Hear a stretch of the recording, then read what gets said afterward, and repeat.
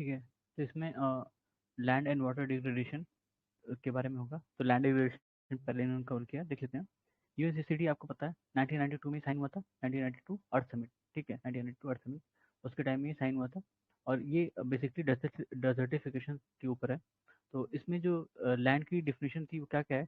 Terrestrial bioproductive system that comprise soil, vegetation and other biological and ecological and hydrological processes.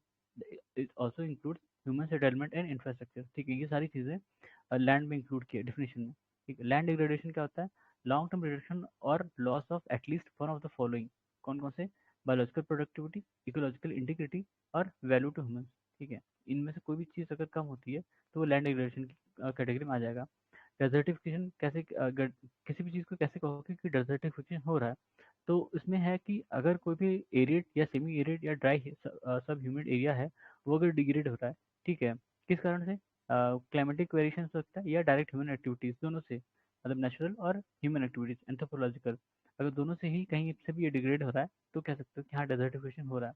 ठीक है, extent of land degradation according to FAO, food and agriculture organisation. ठीक है, 1/4 of world's land area and more than 1/4 of agricultural land is classified as severely degraded। ठीक है, 1/4 मतलब 1/4। ठीक है, 1/4। ठीक है, इसको कहते हैं कॉज ऑफ लैंड, कॉज और प्रोसेस ऑफ लैंड डिग्रेडेशन। ठीक है, कोई भी लैंड डिग्रेडेशन मतलब होता है कि मान लो कि ये एक पैच ऑफ लैंड है, इसकी कुछ प्रोडक्टिविटी होगी, कोई फसल उगाओगे तो लग जाएगा, हाँ, और या कोई पेड़ लगाओगे तो बड़ा होगा, ग्रोथ होगी। लेकिन अगर न्यूट्रि इसकी जो सॉइल है, सॉइल की क्वालिटी डिक्रीज हो रही है धीरे धीरे किसी भी केमिकल वजह से या बाहर की जो प्रोसेस है उसकी वजह से, तो ये जो पेड़ पौधे उगने हैं ये धीरे धीरे बंद हो जाएंगे। ठीक है, और ये डेजर्ट में कन्वर्ट होने लगेगा, यहाँ पे कोई भी पेड़ पौधा नहीं उगेगा। ठीक है, तो, इसमें कॉज एंड प्रोसेस और, तो कॉज अलग नहीं किया, loss of vegetation cover, water and wind erosion. ठीक है, वाटर, अच्छा, salinity, alkalinity, water logging, mass movement. ठीक है, फॉरेस्ट हीटिंग, एसिडिफिकेशन और land use change and unsustainable land management. ठीक है, ये सब चीज़ें तो आप जानते हैं। ये थोड़ा सा अलग लग रहा था। Forest heating, first is process of formation of ice beneath the soil, it leads to soil degradation. सही है, मतलब कह रहा है कि धरती के नीचे जो है बर्फ बनती है। ठीक है, ये प्रोसेस मुझे नहीं पता था। Land use change according to global land outlook, UNCCD। ठीक है, यूनिवर्सिटी ने ये कोई पब्लिकेशन निकाला था, उसके हिसाब से बताता है कि जो लैंड यूज है उसका कैसे परिवर्तन हो रहा है। मान लो कि जो लैंड यूज चेंज का मतलब होता है कि जैसे मान लो फॉरेस्ट लैंड है ना, फॉरेस्ट लैंड अब आपको खेती करनी है तो आप फॉरेस्ट लैंड का कुछ हिस्सा काट दोगे कि वहाँ खेती कर लें, या हो सकता है ज़्यादा हिस्सा काट लो, या होता है और हो सकता है काटने पे ही आ जाओ कि सारे काटना है, या इंडस्ट्री भी लगाएंगे अब। ठीक है, ऐसे तो उस लैंड का जो यूज है वो चेंज हो रहा है, लैंड का यूज। या इसमें देखो ग्रेजिंग, क्रॉप और ग्रेजिंग भी हो सकता है। ठीक है, नेचुरल और सेकेंडरी फॉरेस्ट, माउंटेन, अच्छा ये 70% बताया है। पहले का रेशियो 1900 है और 2000 में बड़ा अंतर है। ठीक है, तो वही कंपेयर किया इन लोगों ने। इम्पैक्ट ऑफ लैंड डिग्रेडेशन, क्या क्या अंतर आते हैं या मतलब क्या क्या असर पड़ता है लैंड डिग्रेडेशन में। ठीक है, इकोसिस्टम पर क्या पड़ेगा भाई? प्रोविजनिंग सर्विसेज हैं वो हैम्पर होंगी। प्रोविजनिंग सर्विसेज जैसे अच्छा, कैसे होगा? Conversion of forest into farmland, result में क्या होगा? फूड अवेलेबिलिटी बढ़ेगी, और it result in reduction of both biodiversity and carbon sink. ठीक है, मतलब इसका रिजल्ट मतलब कॉन्सिक्वेंस बता रहा है कि जो फूड अवेलेबिलिटी होगी वो बढ़ेगी, क्योंकि भाई आप खेती करने के लिए वो जंगल काट रहे हो, तो फूड अवेलेबिलिटी तो बढ़ जाएगी। लेकिन जो बायोडाइवर्सिटी होती है और जो कार्बन सिंक है फॉरेस्ट का, वो कम होगा। ठीक है, तो प्रोविजनिंग सर्विस में क्या? Regulation service, cultural service, supportive service. तो रेगुलेशन में कौन कौन से हैं? Water regulation service. ठीक है, और कल्चरल में रिक्रिएशन टूरिज्म। सपोर्टिव में डिफॉरेस्टेशन और एक्सपेंशन ऑफ एग्रीकल्चर, ये सब है। तो क्या रिजल्ट है कि भाई फ्लडिंग, ड्रट, डायरेक्टली इम्पैक्टेड या डिग्रेडेशन ऑफ नेचुरल हैबिटेट। ठीक है, क्लाइमेट में क्या है? Carbon sink, release of non CO2 greenhouse gases, albedo change. Climate में क्या क्या चेंज आ सकता है? एल्बिडो मतलब जो मान लो कोई एरिया है, इस पे बर्फ है, ठीक है, तो बर्फ जो है वो रिफ्लेक्ट करती है ना सनरेज को, वैसे एल्बिडो चेंज होगा। अगर बर्फ नहीं जमेगी तो एब्जॉर्ब करने लगेगा हीट, हीट एब्जॉर्ब करेगा और सारा वही चीज़ एब्जॉर्ब करेगा तो टेरेस्ट्रियल हीट निकलेगी जो धरती को और गर्म करेगी, ऐसा। फिर हाँ, कार्बन सिंक के कारण, अगर कार्बन सिंक कम होगा तो लैंड डिग्रेडेशन होगा, उस कारण से जो कार्बन या कार्बन सिंक से जो कार्बन है वो बाहर निकलेगा, ठीक है, बाहर निकलेगा तो हवा में जाएगा, और वो और ग्लोबल हाउस ग्रीन मतलब ग्रीन हाउस इफेक्ट करेगा और ग्लोबल हीटिंग होगी थ्रू इंक्रीज राइस कल्टीवेशन, ठीक है। नॉन ये क्या है, non CO2 green house gas. Rice cultivation से क्या होता है, CH4 निकलता है ना, मीथेन, मीथेन रिलीज होता है राइस कल्टीवेशन से, ठीक है, जो कि एक पोटेंट ग्रीन हाउस गैस है, ठीक है। Ruminant stock and manure disposal result in high release of CH4 and N2O और NH3 गैसेस। एल्बिडो चेंज क्या है, जैसे grazing, deforestation, forest fire result in albedo change, thus impacting global radiative balance, as result it leads to climate cooling और warming दोनों हो सकती है, ठीक है। फिर food security and poverty, agriculture productivity और GDP दोनों, जो एनुअल प्रोडक्टिविटी होती है उनकी वो गिरने लगती है। अगर प्रोडक्टिविटी कम होगी किसी फार्म की तो क्या होगा, कम क्रॉप जनरेट होगा, कम क्रॉप जनरेट होगा तो लोगों की डिमांड तो बढ़ेंगे ना, तभी, ठीक है, या मान लो कि कांस्टेंट रह लो और प्रोडक्टिविटी कम हुई तो दिक्कत होगी, स्केर्सिटी आ जाएगी फूड की, ठीक है, दोनों केस में। GDP को कैसे इफेक्ट करता है, it has a direct negative and strong impact which is difficult to directly account for. Economic cost in terms of loss of ecosystem goods and services is estimated to be 6.3 trillion dollar a year, equivalent to 8.3% of global GDP in 2016। अच्छा, क्या है कि GDP को भी effect करता है, जो climate change की वजह से जो नुकसान होता है उससे GDP भी हैम्पर होती है, ठीक है। अब अमाउंट आप रटना चाहो तो रट लो। जेंडर एंड एजुकेशन, ये कैसे इफेक्ट होता है भाई, ठीक है, दोनों को ही इफेक्ट करता है, लेकिन जो फीमेल्स हैं उनको ज़्यादा इफेक्ट करता है। फूड प्रोडक्शन, फ्यूल वुड और कलेक्शन, फ्यूल वुड कनेक्शन, ठीक है, एग्जाम बताइए इन लोगों ने। The children missing schools, a higher dropout rate, reduced care time, reduced time for other work and for leisure activities. Women have to travel long distance to go get water। ठीक है, normally अगर घर पे औरतें रहती हैं, ठीक है, तो पानी लेने लगभग, अगर पानी नहीं आएगा तो उन्हीं को जाना पड़ेगा, वही जाएंगे, ऐसा होता है, ठीक है, ये सोशल कंडीशन है। ह्यूमन हेल्थ पे डायरेक्ट इम्पैक्ट है, इनडायरेक्ट है, मतलब इनडायरेक्ट और डायरेक्ट है। इनडायरेक्ट में क्या क्या है, climate change, biodiversity loss, loss of agriculture productivity, ये इनडायरेक्ट है। डायरेक्ट में क्या है कि क्रॉनिक ब्रोंकाइटिस, रेस्पिरेटरी इलनेस हो सकती है आपको, ठीक है। Land degradation in India,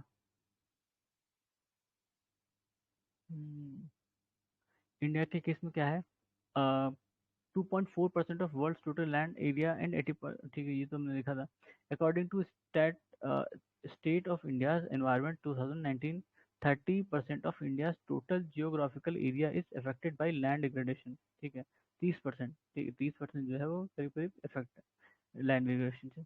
60% of land is under cultivation with agriculture contribution 40% of GDP. Land degradation is highly concentrated in some regions, 9 states accounting for 82% of land degradation, ठीक है। इसमें लिखा नहीं है कि कौन सा रीजन है, तो उससे पता चल जाता, अगर ये दिखा रहा है जैसे कि ये हो सकता है। सस्टेनेबल डेवलपमेंट गोल और life on land is direct relevance to land degradation, target 15.3 specifically address land degradation neutrality, ठीक है, ये तो डेफिनेशन बताया नहीं लैंड डिग्रेडेशन न्यूट्रलिटी क्या है। Method of land reclamation and conservation, ठीक है, जो लैंड डिग्रेडेड हो गया उनको कैसे वापस अपग्रेड किया जाए, ठीक है।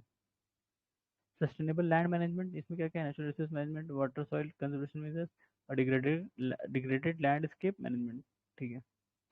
और लैंड डिग्रेडेशन न्यूट्रलिटी ये क्या है, under this the quality of land remains stable और इंक्रीजेस क्वालिटी, जो जगह की क्वालिटी होती है, मतलब जमीन की, वो या तो उतनी ही रहेगी या बढ़ेगी लैंड डिग्रेडेशन न्यूट्रलिटी में, ठीक है। Support of ecosystem service remain stable with in specified temporal and, ठीक है। SLM में क्या क्या है,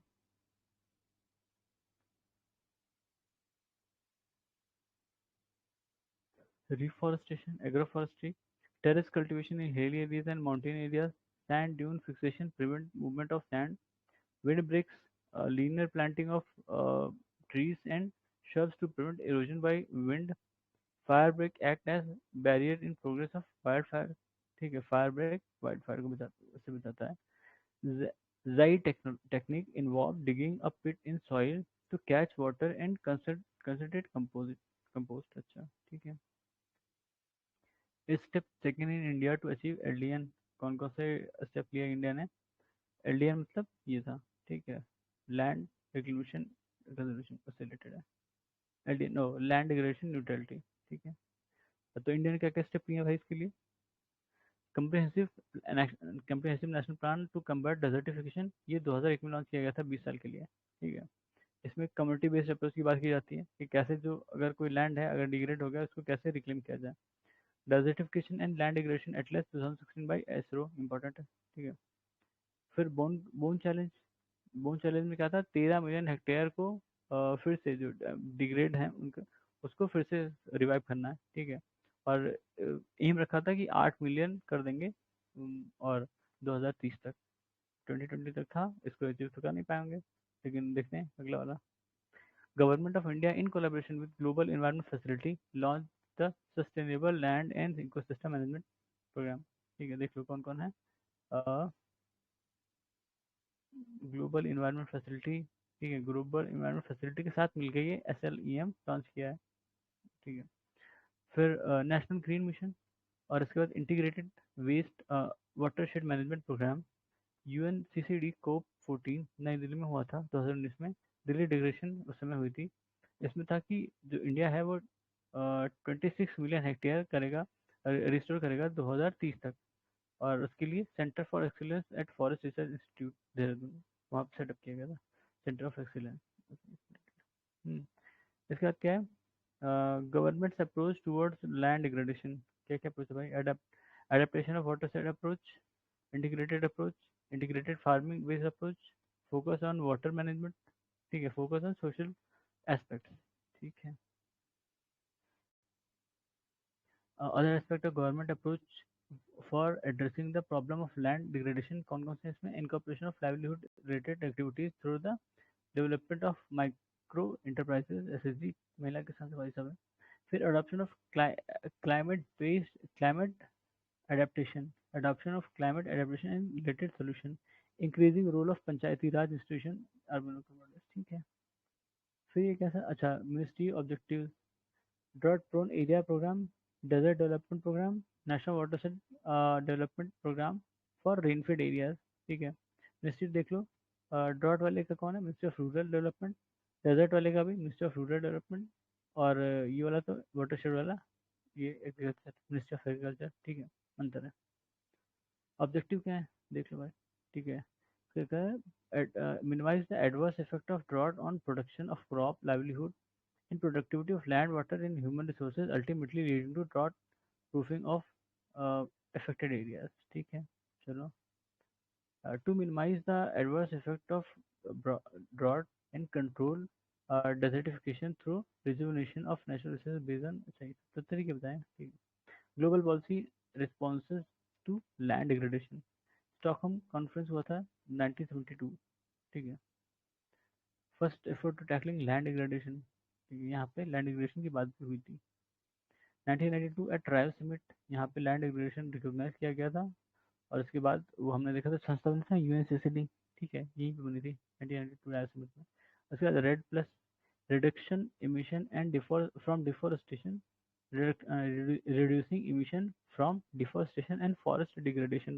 ठीक है, ये red plus aims to encourage developing countries to contribute climate change mitigation effort by reducing greenhouse gas emission। It focuses on, ठीक है, जोहान्सबर्ग वर्ल्ड समिट 2002 में हुई थी, डेजिग्नेट द गवर्नमेंट, ठीक है, land for life programme UNCCD ने कराया था।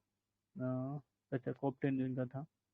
बोन चैलेंज 150 मिलियन हेक्टेयर जो है दुनिया भर के उनको रिस्टोर करने की बात थी। ठीक है, 350 मिलियन बाई 2030। ठीक है, UN General Assembly declared a UN decade on ecosystem restoration 2021 to 30, which is co-led by FAO और UNEP. ठीक है, सही है. फिर UNCCD, United nation convention on combat desertification 1994 में स्टैब्लिश की गई थी. इसके लिए अनाउंसमेंट हुई थी 1992 में, जब रायो समिट हुआ था. हाँ, ये आर्ट समिट, रायो समिट, ये सब एक ही है. The convention focuses on arid semi, देखो, एरिड, सेमी एरिड और ड्राई सब ह्यूमिड एरिया, जिनको ड्राई लैंड कहते हैं. ठीक है, उस पर इस कन्वेंशन का फोकस है. The convention aims at achieving target of sustainable development goals and poverty reduction by means of arresting and diverting land degradation. Land degradation, ठीक है. कन्वेंशन इज पर्टिकुलरली इंडिया कब बना था सिग्नेटरी? 1994 में. ठीक है. रेक्टिफाई कब किया था? 1996. ठीक है. रेटिफाई होता है, रेक्टिफाई लिखा है में. रेटिफाई होता है. ठीक है. Global land outlook in publication of UNCC. ठीक है, सही है. फॉरेस्ट कार्बन पार्टनरशिप फैसिलिटी, ये किसका किसका है भाई? इंडिया का नहीं तो मतलब नहीं है इसका. ठीक है. It is global partnership of government, business, society, सब है. इसमें ये नहीं लिखा कि इंडिया है कि नहीं. ठीक है. It focuses on reducing emission for deforestation and forest degradation, forest carbon stock conversion. Desertification in and drought day is observe by United Nation and, अच्छा, 17 जून, हर 17 जून को हर साल डेजर्टिफिकेशन एंड ड्रॉट डे मनाया जाता है, मतलब यूएन की तरफ से.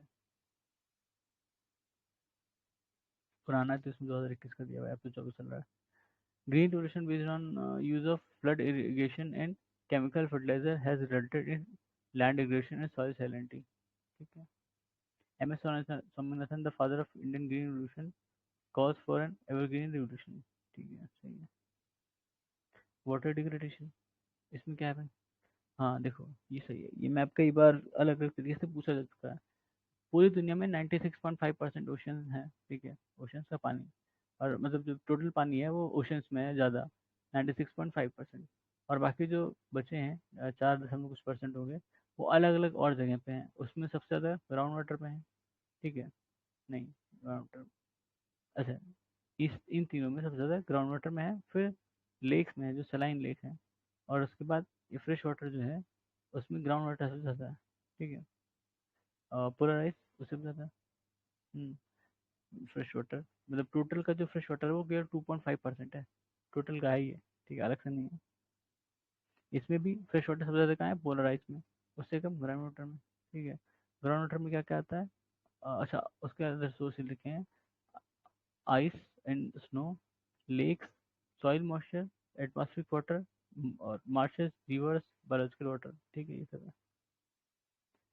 Water cover 71% of earth surface. Out of only this 2.5% is fresh water, 68.6% of the fresh water is locked up in ice and glaciers. ठीक है, बता रहा है कि बर्फ कहाँ कहाँ है, मतलब पानी किस किस फॉर्म में कहाँ कहाँ है, कैसे डिस्ट्रीब्यूटेड है. फिर ग्लोबल सर्कुलेशन ऑफ वेस्टर है, वाटर होगा या वेस्टर, वाटर होगा. Hydrological cycle. ठीक है. अब देखो, ये इंटरलेटेड है कि पहले मतलब कि इवेपोरेशन हुआ, इवेपोरेशन से वो ऊपर गया, और वो जाके बादल बना, फिर बादल बन के बारिश के बाद में. ठीक है, ऐसे करके बता रहा है.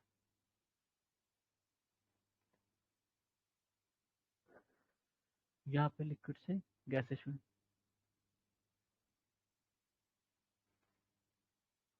देखो, हाइड्रोलॉजिकल साइकिल, वाटर साइकिल को कहते हैं. ओशन से इवेपोरेट हुआ, इवेपोरेट हुआ, बादल बना, बादल बना, बारिश, बादल बना, फिर बाद में कंडेंस हुआ, कंडेंसेशन हुआ तो बारिश हुई, या प्रेसिपिटेशन. ठीक है, यही है इसकी.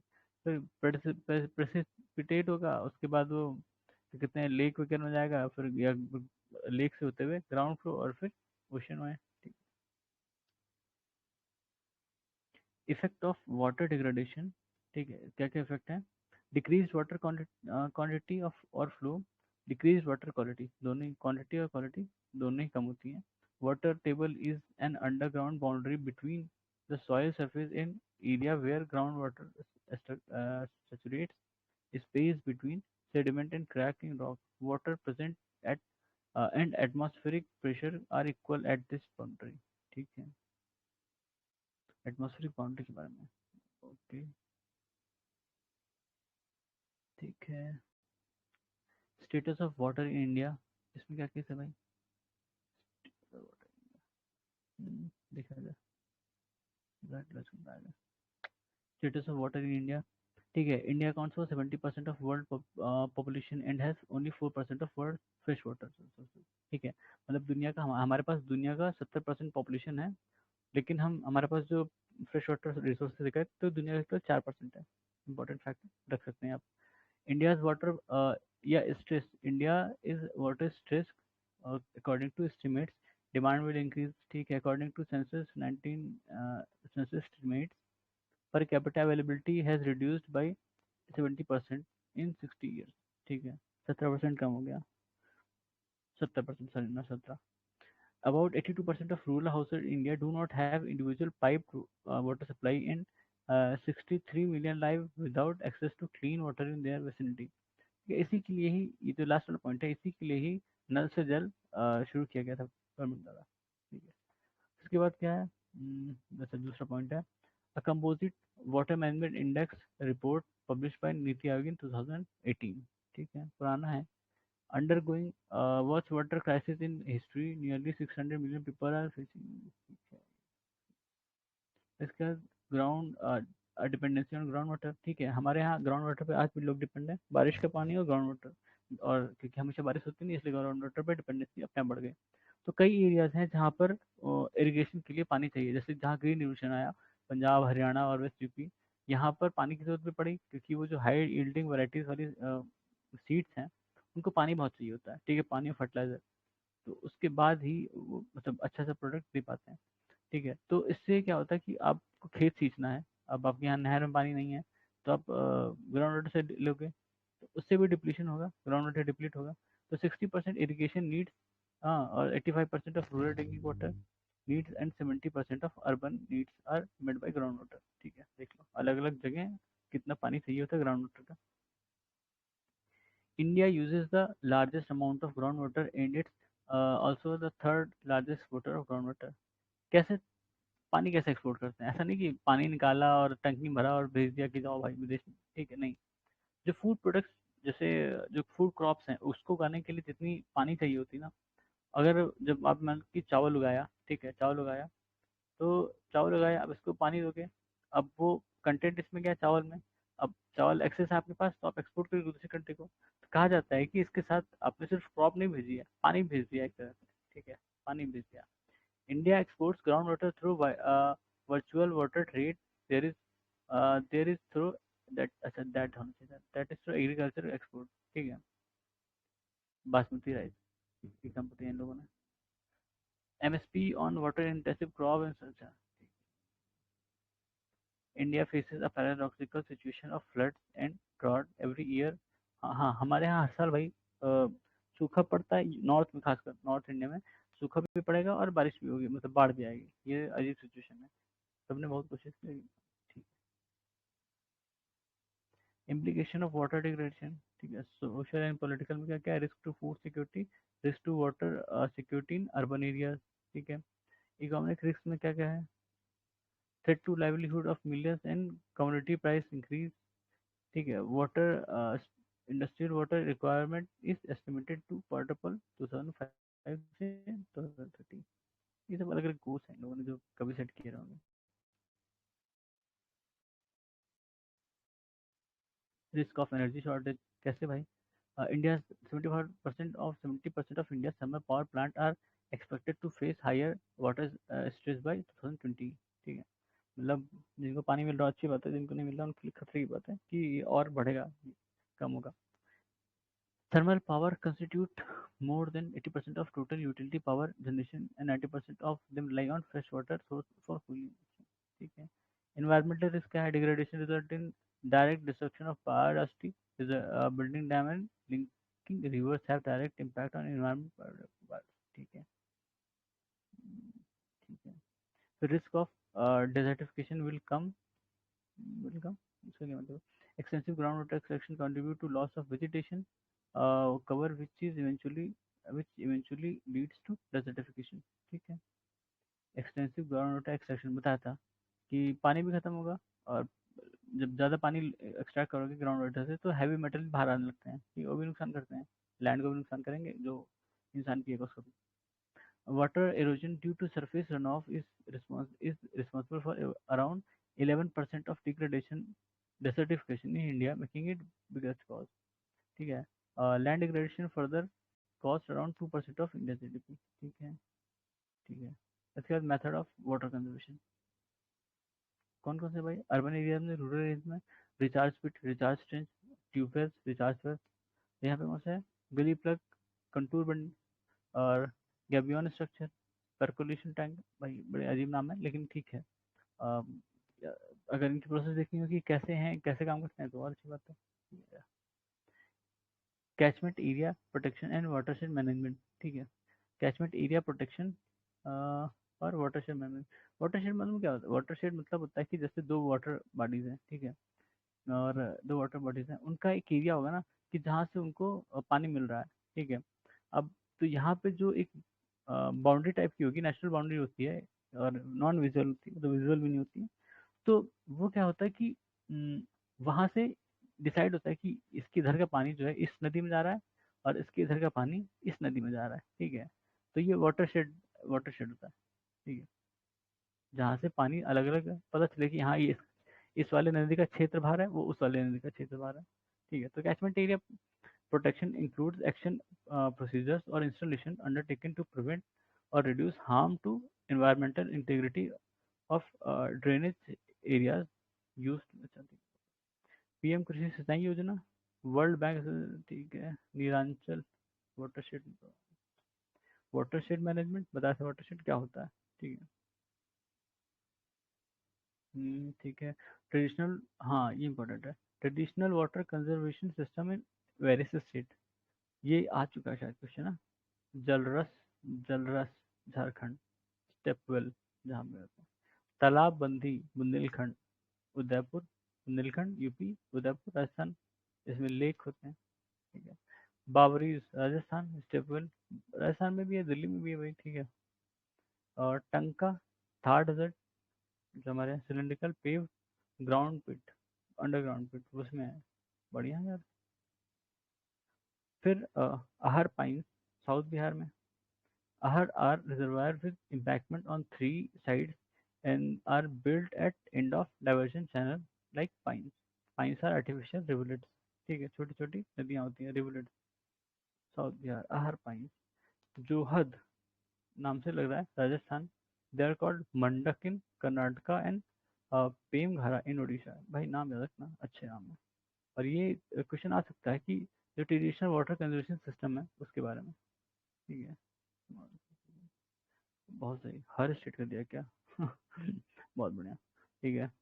पनमकेनी वायनाड का है, खादिम जैसलमेर राजस्थान, कुंड और वेस्टर्न राजस्थान और गुजरात, बाउली राजस्थान, दिल्ली, गुजरात, बाउली, ठीक है, ये बाउली था, और ऊपर क्या था अभी, अ, बावरीज, अच्छा अलग है क्या, स्टेपल, ये बाउली भी तो स्टेपल ही होता है एक तरह से, हाँ स्टेपल है।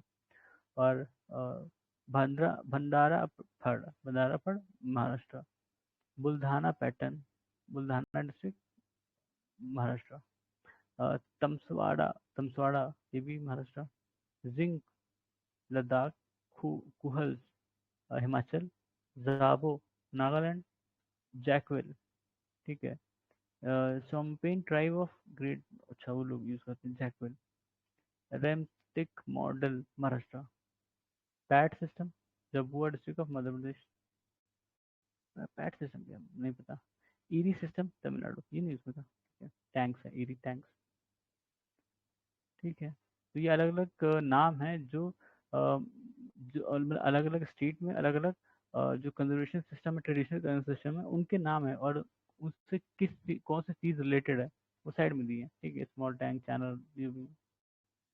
इंडिया की पॉलिसी क्या रही है, क्रिएशन ऑफ जल शक्ति मिनिस्ट्री, प्रधानमंत्री कृषि सिंचाई योजना, ठीक है, composite water waste management index, ठीक है, ये नीति आयोग द्वारा प्रोड्यूस किया गया था।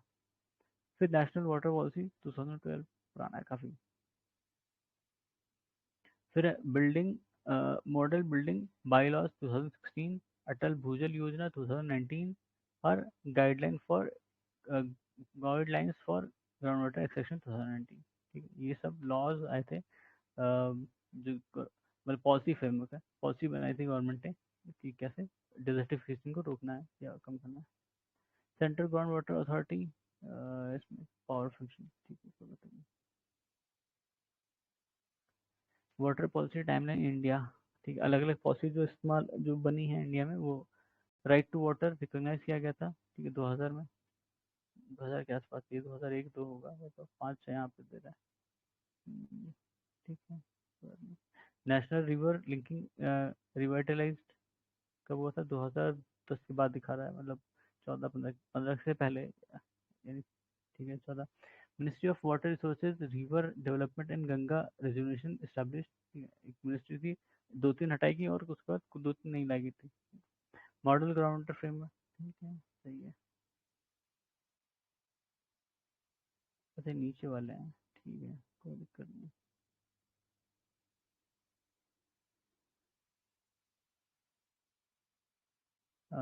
ठीक है, ये तो हो गया। इसको ये रोकें क्या? इसके बाद हम देखेंगे successful model of decentralise water management. ठीक है, बाद में देखेंगे इसको, तब तक के लिए धन्यवाद। बनाए लंबा